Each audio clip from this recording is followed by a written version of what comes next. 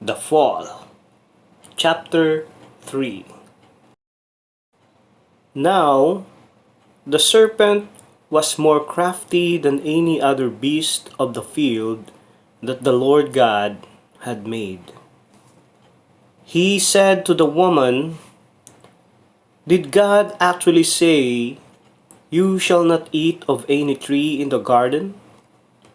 And the woman said to the serpent, "We may eat of the fruit of the trees in the garden, but God said, 'You shall not eat of the fruit of the tree that is in the midst of the garden, neither shall you touch it, lest you die.'" But the serpent said to the woman, "You will not surely die, for God knows that when you eat of it, your eyes will be opened, and you will be like God, knowing good and evil."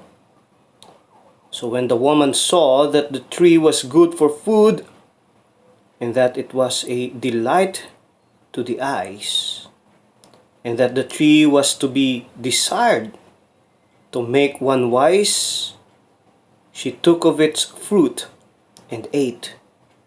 And she also gave some to her husband, who was with her, and he ate. Then the eyes of both were opened, and they knew that they were naked.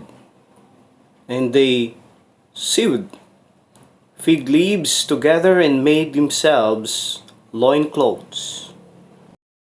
And they heard the sound of the Lord God walking in the garden in the cool of the day.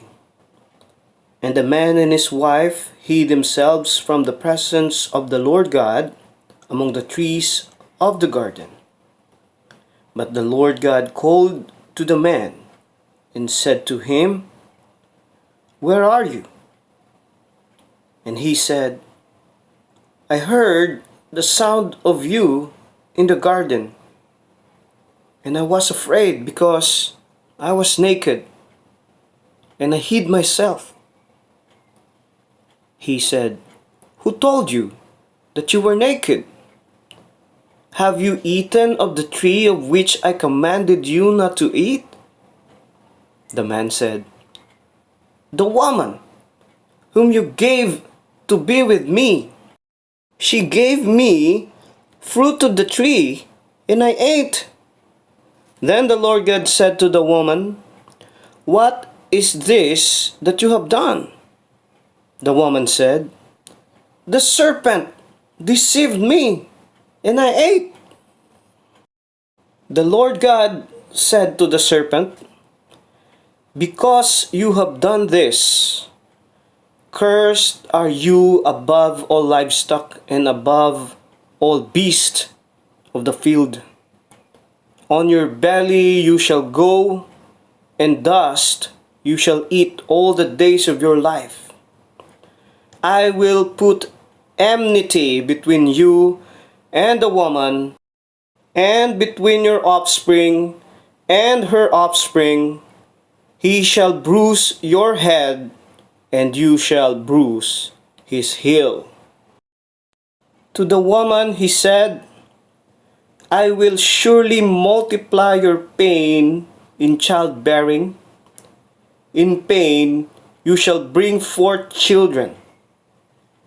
Your desire shall be for your husband, and he shall rule over you." And to Adam he said, "Because you have listened to the voice of your wife, and have eaten of the tree of which I commanded you, you shall not eat of it. Cursed is the ground because of you.